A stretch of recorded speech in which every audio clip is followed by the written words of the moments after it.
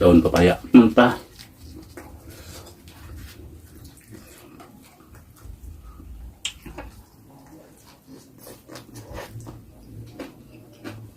Hmm.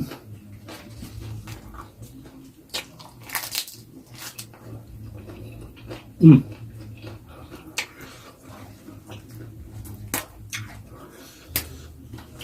Bener-bener hilang loh pahitnya kalau pakai daun jambu mete ini.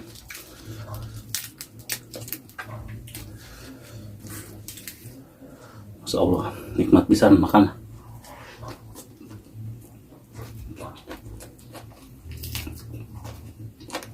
Hmm.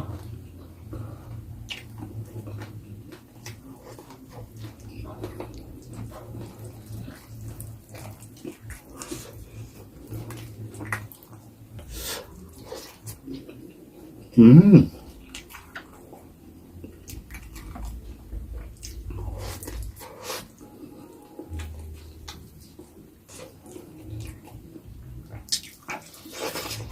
Hmm.